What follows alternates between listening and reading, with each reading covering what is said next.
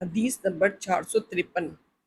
علی رضی اللہ عنہ کہتے ہیں کہ وطر تمہاری فرض نماز کی طرح لازمی نہیں ہے، بلکہ رسول اللہ صلی اللہ علیہ وسلم نے اسے سنت قرار دیا اور فرمایا وطر طاق ہے اور اللہ وطر کو پسند کرتا ہے۔ اے اہل قرآن، تم وطر پڑھا کرو۔ امام ترمذی کہتے ہیں علی رضی اللہ عنہ کی حدیث حسن ہے۔ اس باب میں ابن عمر، ابن مسعود اور ابن عباس رضی اللہ عنہم سے بھی احادیث آئی ہیں۔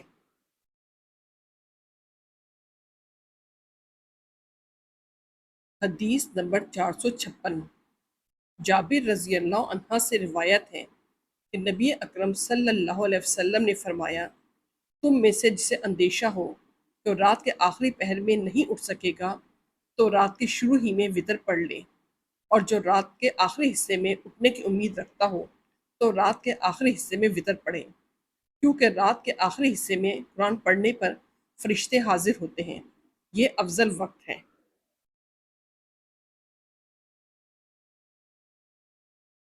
حدیث نمبر 457۔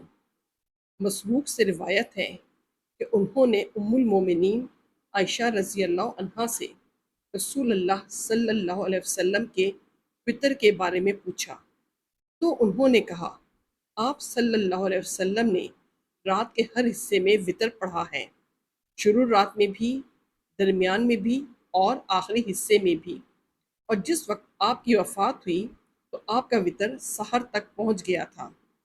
امام ترمذی کہتے ہیں عائشہ رضی اللہ عنہا کی حدیث حسن صحیح ہے۔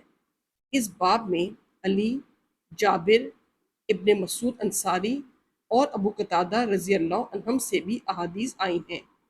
بعض اہل علم کے نزدیک یہی پسندیدہ ہے کہ وطر رات کے آخری حصے میں پڑھی جائے۔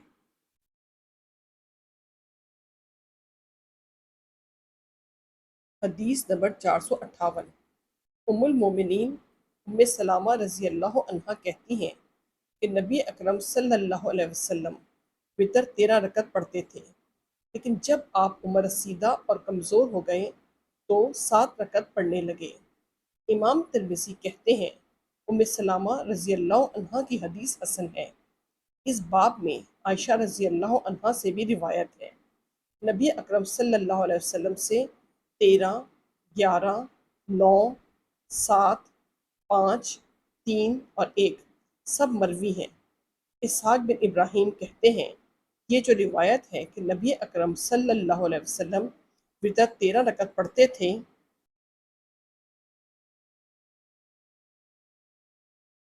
اس کا مطلب یہ ہے کہ آپ تہجد، قیام اللیل وطر کے ساتھ 13 رکعت پڑھتے تھے۔ اس میں قیام اللیل تہجد کو بھی وطر کا نام دے دیا گیا ہے۔ انہوں نے اس سلسلے میں عائشہ رضی اللہ عنہا سے بھی ایک حدیث روایت کی ہے اور نبی اکرم صلی اللہ علیہ وسلم کے فرمان اے اہل قرآن وطر پڑھا کرو سے بھی دلیل لی ہے۔ ابن رویہ کہتے ہیں کہ آپ صلی اللہ علیہ وسلم نے اس سے قیام اللیل مراد لی ہے، اور قیام اللیل صرف قرآن کے ماننے والوں پر ہے۔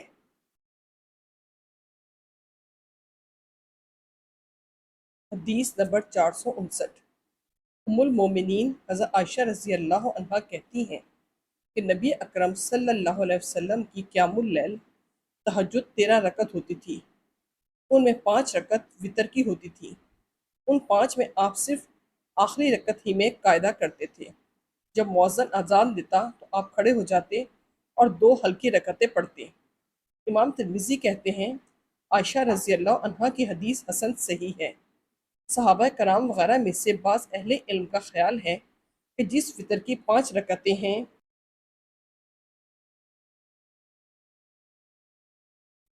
ان میں وہ صرف آخری رکعت میں قاعدہ کرے گا۔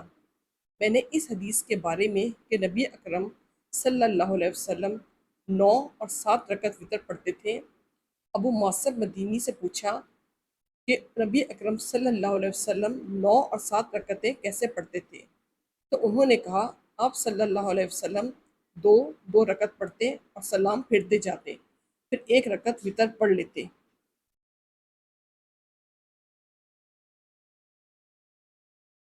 حدیث نمبر 461۔ انس بن سیرین رضی اللہ عنہ کہتے ہیں کہ میں نے ابن عمر رضی اللہ عنہما سے پوچھا، کیا میں فجر کی 2 رکعت سنت لمبی پڑھوں؟ تو انہوں نے کہا، نبی اکرم صلی اللہ علیہ وسلم تہجد 2 رکعت پڑھتے تھے اور وطر 1 رکعت، اور فجر کی 2 رکعت سنت پڑھتے گویا کہ تکبیر آپ کے کانوں میں ہو رہی ہوتی۔ امام ترمذی کہتے ہیں ابن عمر رضی اللہ عنہما کی حدیث صحیح ہے۔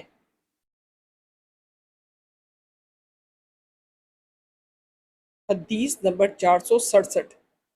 عبداللہ بن عمر رضی اللہ عنہما سے روایت ہے کہ نبی اکرم صلی اللہ علیہ وسلم نے فرمایا، صبح ہونے سے پہلے وطر پڑھ لیا کرو۔ امام ترمذی کہتے ہیں یہ حدیث صحیح ہے۔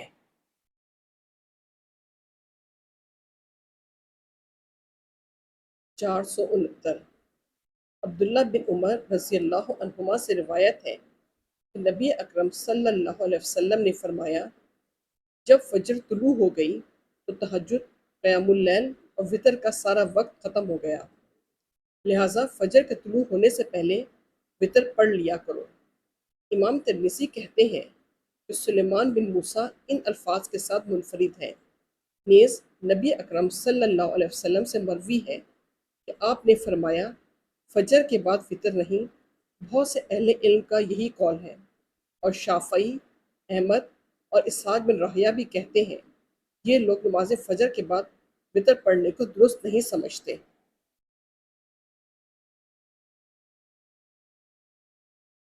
حدیث نمبر 472۔ سعید بن یسار کہتے ہیں کہ میں ایک سفر میں ابن عمر رضی اللہ عنہما کے ساتھ چل رہا تھا، میں ان سے پیچھے رہ گیا تو انہوں نے پوچھا، تم کہاں رہ گئے تھے؟ میں نے کہا، میں وطر پڑھ رہا تھا۔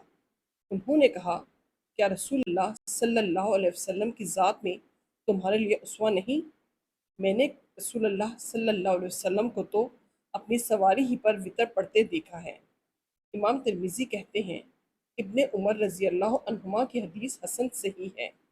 اس باب میں ابن عباس رضی اللہ عنہما سے بھی روایت ہے۔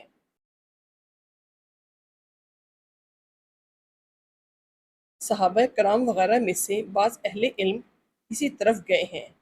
ان کا خیال ہے کہ آدمی اپنی سواری پر وطر پڑھ سکتا ہے، اور یہی شافعی، احمد اور اسحاق بن راہویہ بھی کہتے ہیں۔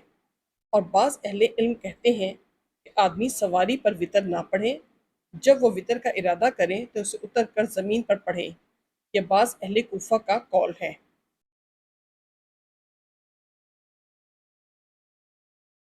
حدیث نمبر 474۔ عبد الرحمن بن ابی لیلہ کہتے ہیں کہ مجھے صرف ام ہانی رضی اللہ عنہا نے خبر دی ہے کہ انہوں نے رسول اللہ صلی اللہ علیہ وسلم کو چاشت کی نماز پڑھتے دیکھا ہے۔ ام ہانی رضی اللہ عنہا بیان کرتی ہیں کہ فتح مکہ کے دن رسول اللہ صلی اللہ علیہ وسلم ان کے گھر میں داخل ہوئے تو غسل کیا اور 8 رکعتیں پڑھیں۔ میں نے آپ کو نہیں دیکھا کہ آپ نے اس سے بھی ہلکی نماز کبھی پڑھی ہو، البتہ رکوع اور سجدے پورے پورے کر رہے تھے۔ امام ترمذی کہتے ہیں یہ حدیث حسن صحیح ہے۔ احمد بن جنبل کی نظر میں اس باب میں سب سے زیادہ صحیح ام ہانی رضی اللہ عنہا کی حدیث ہے۔ حدیث نمبر 474۔ عبد الرحمن بن ابی لیلہ کہتے ہیں کہ مجھے صرف ام ہانی رضی اللہ عنہا نے خبر دی کہ انہوں نے رسول اللہ صلی اللہ علیہ وسلم کو چاشت کی نماز پڑھتے دیکھا ہے۔ ام ہانی رضی اللہ عنہا بیان کرتی ہیں کہ فتح مکہ کے دن رسول اللہ صلی اللہ علیہ وسلم ان کے گھر میں داخل ہوئے تو غسل کیا اور 8 رکعتیں پڑھیں۔ میں نے آپ کو نہیں دیکھا کہ آپ نے اس سے بھی ہلکی نماز کبھی پڑھی ہو، البتہ رکوع اور سجدے پورے پورے کر رہے تھے۔ امام ترمذی کہتے ہیں یہ حدیث حسن صحیح ہے۔ احمد بن جنبل کی نظر میں اس باب میں سب سے زیادہ صحیح ام ہانی رضی اللہ عنہا کی حدیث ہے۔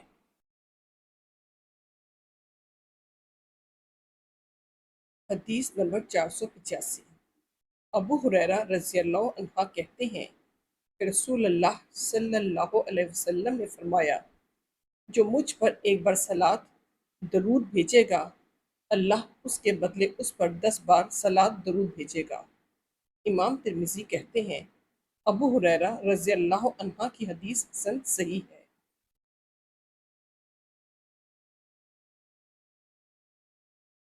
حدیث نمبر 486۔